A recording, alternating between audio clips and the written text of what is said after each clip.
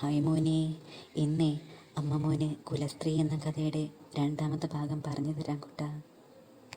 പിന്നെ മോനെ, ആദ്യത്തെ ഭാഗം മോൻ കേട്ടില്ലെങ്കിൽ വേഗം പോയി അമ്മയുടെ ചാനൽ കയറി കേട്ടോ. അതിൻ്റെ ലിങ്ക് അമ്മ കമൻറ്റ് ബോക്സിൽ ഇട്ടിട്ടുണ്ട്, കേട്ടോ മുത്തേ. മോനെ, അമ്മയെ കഥയൊക്കെ പറഞ്ഞു തരുന്നു എന്ന് വെച്ച് മോൻ പഠിത്തത്തിലൊന്നും ഉൾപ്പെടരുത് കേട്ടോ. മോൻ എക്സാമിലൊക്കെ നല്ല മാർക്ക് വാങ്ങിച്ചാലേ ഇനി അമ്മ കഥയൊക്കെ പറഞ്ഞു തരൂ. മോൻ നന്നായിട്ട് പഠിക്കാൻ വേണ്ടിയാണ് അമ്മ മോന് ഇങ്ങനെ രാത്രിയിലും കഥകളൊക്കെ പറഞ്ഞു തരുന്നത്. പിന്നെ മോനെ, വേറൊരു കാര്യം, അമ്മ ഒരു ടെലഗ്രാം ചാനൽ തുടങ്ങിയിട്ടുണ്ട്. അതിൽ മോനൊന്ന് ജോയിൻ ചെയ്യണം കേട്ടോ. അതിൽ ഈ യൂട്യൂബിലല്ലാത്ത പോലെ നല്ല ചൂടൻ കഥകൾ അമ്മ ഇടും. മോനെ, അപ്പോഴേ അമ്മ കഥ പറഞ്ഞു തുടങ്ങാം. അങ്ങനെ എന്ത് ചെയ്യണം എന്നറിയാതെ ഇരിക്കുമ്പോൾ ആണ് അനൂപ് വരുന്നത്. നേരത്തെ കണ്ടെങ്കിലും ഞാൻ ശ്രദ്ധിച്ചിരുന്നില്ല. ഏതാണ്ട് എൻ്റെ പ്രായം ഒക്കെ തോന്നും, പക്ഷേ എന്നേക്കാൾ ഉയരവും വണ്ണവും ഒക്കെയുണ്ട്. ഒറ്റ നോട്ടത്തിൽ കണ്ടാൽ ഒരു തെമ്മാടി ചെക്കൻ. കയ്യിൽ എന്തോ ഒരു പൊതിയും എടുത്തുകൊണ്ടാണ് വരവ്. എനിക്ക് അവനെ ഫേസ് ചെയ്യാൻ ഒരു മടിയായിരുന്നു. അവൻ വന്ന് എന്നെയും വിളിച്ച് മുകളിലെ നിലയിലേക്ക് പോയി. അവിടെ ഒരു വലിയ റൂമുണ്ടായിരുന്നു. അവൻ അത് തുറന്ന് ഞങ്ങളകത്തേക്ക് പോയി. ആകെ അലങ്കോലമായി കിടക്കുന്ന ഒരു ഹാൾ. അവിടെ സോഫയിലിരുന്നു. അവൻ കയ്യിലുള്ള പൊതി തുറന്ന് 2 ബിയറും ഒരു വിസ്കിയും മേശയുടെ മുകളിൽ വെച്ചു. 2 ഗ്ലാസ് എടുത്ത് രണ്ടും മിക്സാക്കി എനിക്ക് തന്നു. അനൂപ്, നീ ടെൻഷനാകേണ്ട, ഇതൊന്ന് അടി, എന്നിട്ട് സംസാരിക്കാം. ടെൻഷൻ കാരണം ഞാൻ വേഗം തന്നെ അടിച്ചു. അവൻ വീണ്ടും ഒന്നുകൂടെ ഒഴിച്ചു തന്നു. അതും ഞാൻ അടിച്ചു. അനൂപ്, ഡാ, നമ്മളേതാണ്ട് കുറേ മാസങ്ങളായില്ലേ കമ്പനിയായിട്ട്. എൻ്റെ സ്വഭാവം നിനക്കറിയാലോ. എനിക്ക് ഈ ആൻറ്റി അമ്മായിമാർ എന്നൊക്കെ പറഞ്ഞാൽ വല്ലാത്ത ഇഷ്ടമാടാ. പിന്നെ ഇതൊക്കെ അല്ലേടാ ഒരു സുഖം. നീയും കുറേ വെടിക്കെട്ട് അമ്മമാരെ ഞാൻ അയച്ച വീഡിയോയും ഒക്കെ കണ്ട് ഓർത്ത് കളഞ്ഞ് സുഖിച്ചതല്ലേ. എൻ്റെ അമ്മ മറ്റുള്ളവർക്ക് വെടിക്കെട്ട് ആൻറ്റി ആയിരിക്കും, അതുപോലെ തന്നെയാണ് നിൻ്റെ അമ്മയും. പിന്നെ ഞാനിടയ്ക്ക് നിന്നെ മോപ്പിക്കാൻ പറയുന്നതല്ല. നിൻ്റെ അമ്മയെ കിട്ടിയാലും ഞാൻ ഇതൊക്കെ തന്നെയാടാ ചെയ്യുക. ഇതൊക്കെ കേട്ടപ്പോൾ എനിക്ക് നല്ല ദേഷ്യം വന്നു. ഞാൻ അവനോട് ചോദിച്ചു, നീ കൂടുതൽ വർത്തമാനം പറയണ്ട, നീ എടുത്ത വീഡിയോസൊക്കെ ഡിലീറ്റ് ആക്കണം. ഞാനും അമ്മയും ഇപ്പോൾ തന്നെ ഇവിടുന്ന് പോകും. നിനക്ക് ഡിലീറ്റ് ആക്കാൻ പറ്റുമോ ഇല്ലയോ? അനൂപ്, ഇത് ഇപ്പോൾ എങ്ങനെയാ? അവളെയും ഞാൻ ടാർഗറ്റ് വെച്ച് പോയി. പിന്നെ നിനക്കറിയാലോ, എൻ്റെ പ്രീമിയം ചാനലിൽ അവളുടെ വീഡിയോ ഇടാം എന്ന് പറഞ്ഞ് കുറേ ആളുടെ അടുത്ത് നിന്ന് പൈസ വാങ്ങിച്ചതാ. അതുകൊണ്ട് വീഡിയോ ഡിലീറ്റ് ചെയ്യാൻ പോലും പറ്റില്ല. പിന്നെ ഈ ലോഡ്ജിൽ എല്ലാ മുറിയിലും ബാത്റൂമിലും ഒക്കെ ക്യാമറയുണ്ട്. നിൻ്റെ അമ്മയുടെ മാത്രമല്ല, ഇവിടെ വന്ന എല്ലാ ആറ്റം ആൻറ്റിമാരുടെയും ക്ലിപ്പ് ഇവിടെ സേവാണ്. പിന്നെ ഈ ഹോട്ടൽ എൻ്റെ ഉപ്പയുടെയാണ്, അതായത് എൻ്റെ രണ്ടാനച്ഛൻ.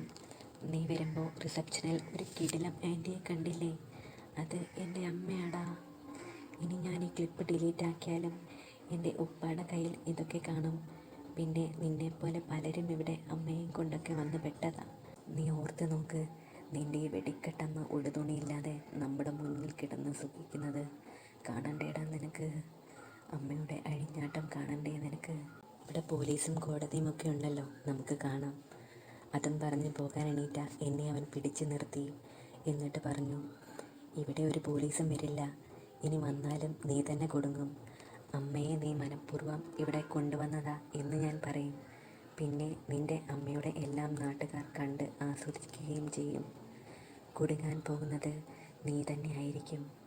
എന്തിന്? നിൻ്റെ അമ്മ പോലും നിന്നെ അവിശ്വസിക്കും.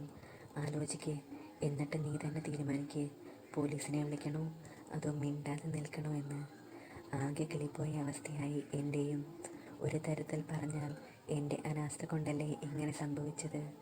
ഈ ഹോട്ടലിനെ കുറിച്ച് ഒന്നും അറിയാതെ ഞാനിവിടെ റൂം എടുത്ത് ക്യാമറയൊക്കെ ഉണ്ടോ എന്ന് പോലും ചെക്ക് ചെയ്തില്ല. അപ്പോഴേക്കും അനൂപ് ഒരു പെഗ് കൂടി ഒഴിച്ചു തന്നു. എന്നിട്ട് അവൻ്റെ ഫോൺ ടി വിയിലേക്ക് കണക്റ്റ് ചെയ്തു.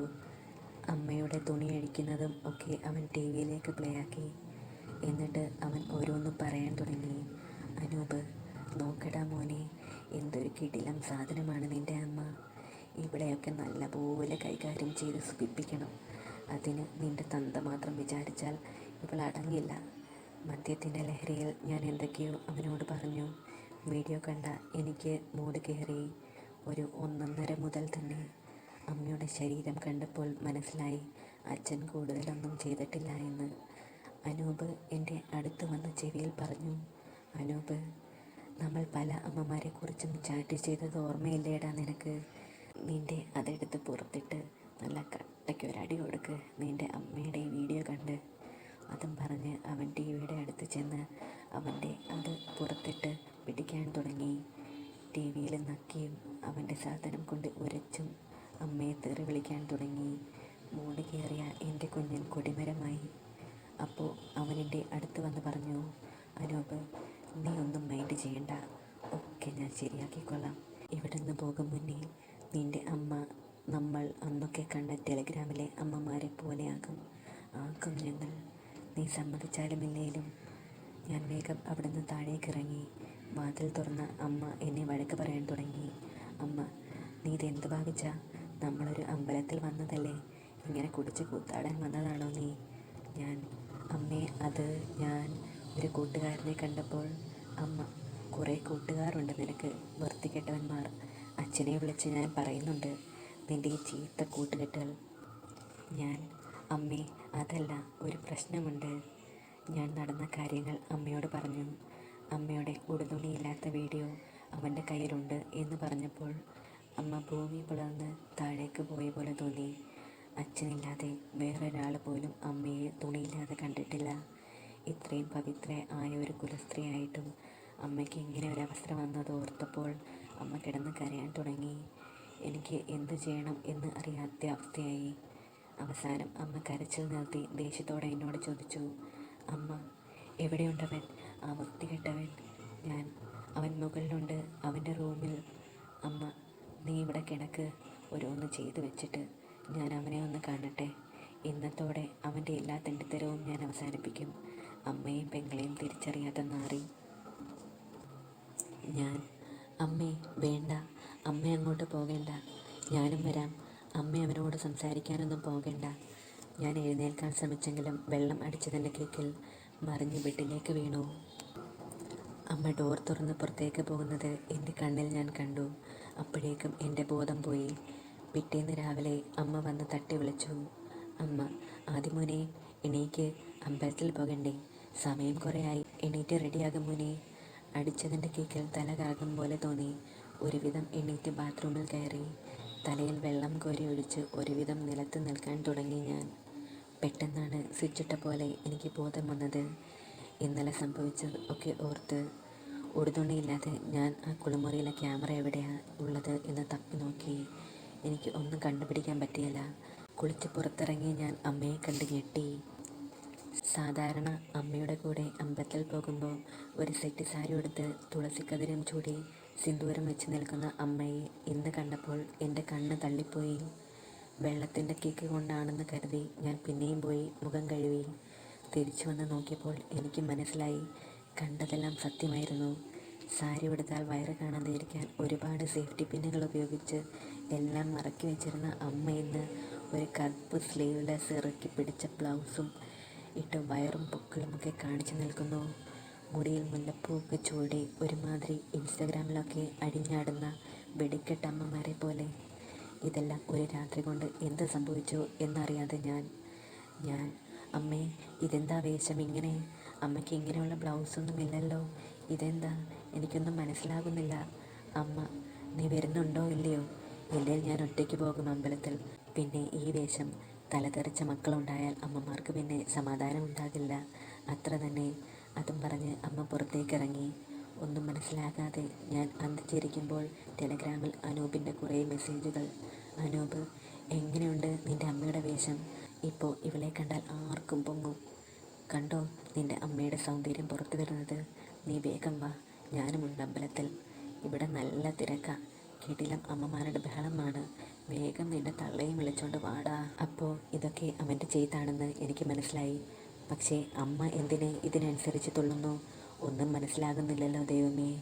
അങ്ങനെ ഡ്രസ്സ് മാറി പുറത്തേക്ക് ഇറങ്ങിയപ്പോൾ അമ്മ അവിടെ നിൽക്കുന്നു. വേഗം റൂം പൂട്ടി ഞങ്ങൾ നടന്നു.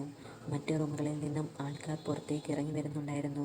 അതിൽ ഒരാൾ മറ്റേ ആളോട് പറഞ്ഞു, നോക്കളിയാ, ആറ്റും സാധനം, ഇതിനു മുമ്പ് ഇവിടെ കണ്ടിട്ടില്ലല്ലോ. ഈ ചെക്കനിതിനെ എവിടെ നിന്ന് പൊക്കിക്കൊണ്ട് വന്നതാണോ എന്തോ. 2 ദിവസം തുണി ഉടുപ്പിക്കാതെ പത വരുത്തണം. ആ വൈറൽ നോക്ക്, അവളുടെ പിന്നാമ്പുറം കുലുങ്ങുന്ന കണ്ടോ. ഇതൊക്കെയാണ് ഹിമാലയൻ സാധനം. പൊളിച്ചു വെച്ച് മുഖത്തിരുത്തിക്കണം. മോനെ, ഇതിൻ്റെ അടുത്ത ഭാഗം അമ്മ പിന്നെ പറഞ്ഞു തരാം കേട്ടോ കൂട്ടാ. മോനെ, അമ്മയുടെ യൂട്യൂബ് ചാനലും കൂടി ഒന്ന് സബ്സ്ക്രൈബ് ചെയ്തേരെ. എന്നിട്ട് ആ ബെല്ലൈക്കൺ കൂടി ഒന്ന് ഓണാക്കിയേരെ. അപ്പോൾ അമ്മ ഇതിൻ്റെ ബാക്കി ഇടുമ്പോൾ മോന് നോട്ടിഫിക്കേഷനായിട്ട് വരും കുട്ടാ. പിന്നെ മോനെ, ടെലഗ്രാം ചാനൽ ജോയിൻ ചെയ്യാൻ മറക്കല്ലേ കുട്ടാ. അതിലേ മോനെ എല്ലാം ചൂടനായിട്ട് എല്ലാം പച്ചയ്ക്ക് പറയുന്ന കഥയിടും മോനെ. അതിൽ ജോയിൻ ചെയ്തേരെ. അപ്പോൾ പിന്നെ കാണാം കുട്ടാ. ചക്കര ഉമ്മ.